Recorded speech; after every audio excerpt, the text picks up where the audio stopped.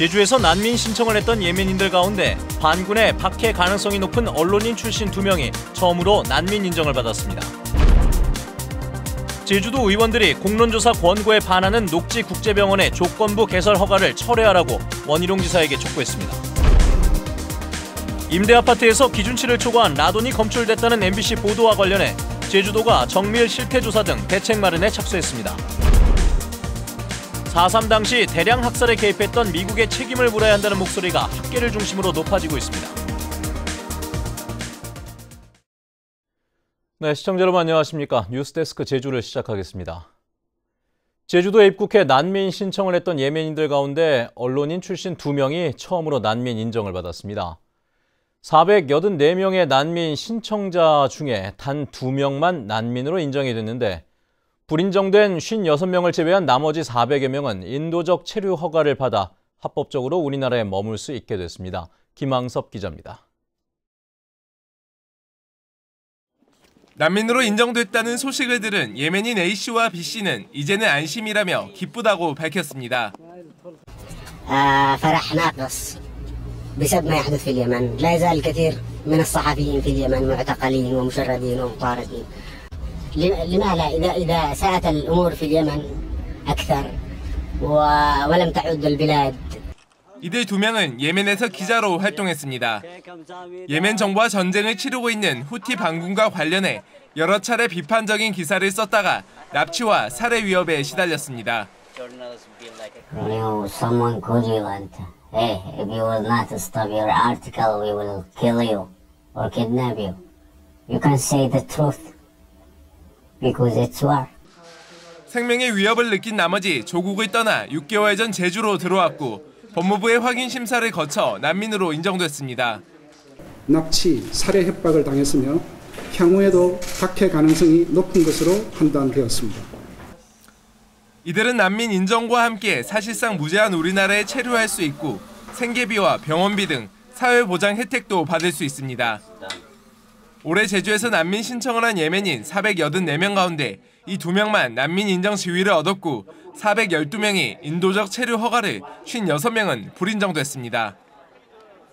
인도적 체류자는 난민과 달리 해마다 체류 연장 허가를 받아야 하고 가족도 초청할 수 없고 기초생활보장이나 건강보험 혜택도 없지만 취업과 제주의 다른 지역으로 이동은 가능합니다. 기존에 인도적 체류 허가를 받았던 예멘인 362명 가운데 251명은 제주를 벗어나 전국 각지에 흩어져 체류하고 있는 것으로 확인됐습니다. MBC 뉴스 김항섭입니다. 이번 예멘인 난민 심사 결과와 관련해 최영애 국가인권위의 위원장이 일부 국민들의 부정적인 인식을 이유로 난민 요건을 지나치게 엄격히 적용한 것이라고 비판했습니다. 최 위원장은 오늘 성명을 내고 내전이나 강제 징집 피신은 가장 일반적인 난민 보호 사유인데도 신청자 484명 중 단 2명만 난민으로 인정됐다며 정부가 나서 국제 인권 기준에 부합하도록 난민 정책을 재정비해야 한다고 지적했습니다. 한편 예멘인 2명이 난민 인정을 받은 것에 대해 난민 수용 찬반 단체가 각기 다른 입장으로 정부를 비판했습니다. 난민 인권을 위한 범도민위원회는 성명을 내고 예멘인 2명만 난민으로 인정한 것은 정부가 박해 위험에 처한 예멘인들의 상황을 고려하지 않은 것이다라고 비판했습니다.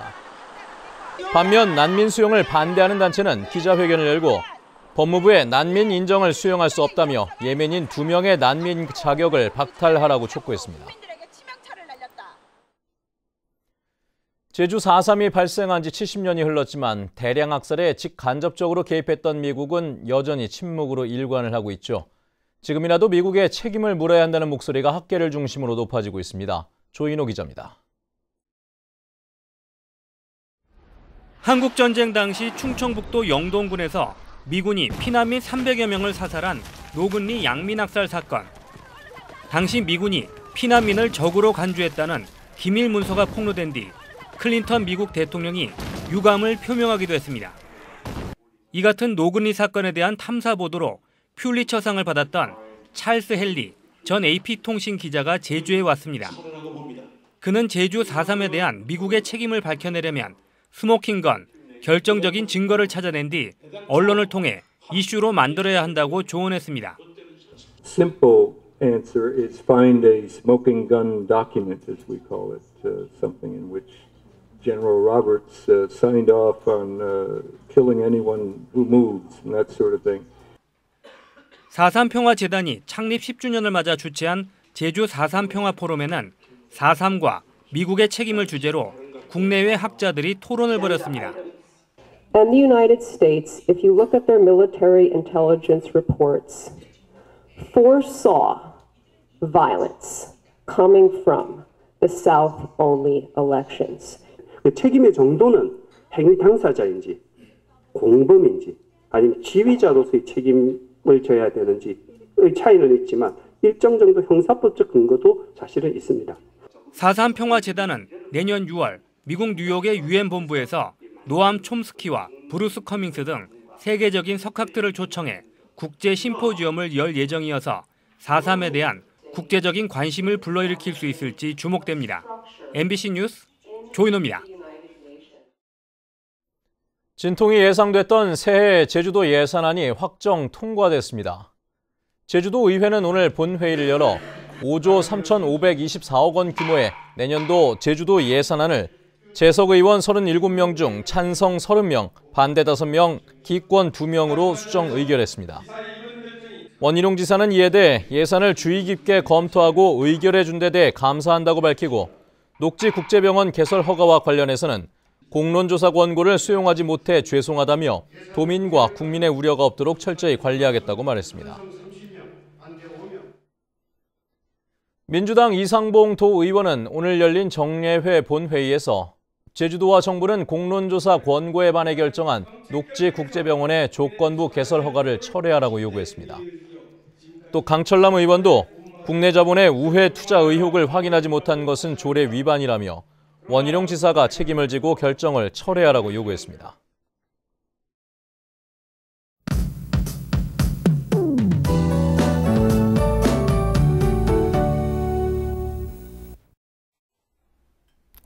주말인 내일은 고기압의 영향으로 대체로 맑다가 오후부터는 차차 구름이 많아지겠습니다. 모레 일요일에는 남해상을 지나는 기압골의 영향으로 흐리고 비가 오겠고요. 산지에는 눈이 내리겠습니다.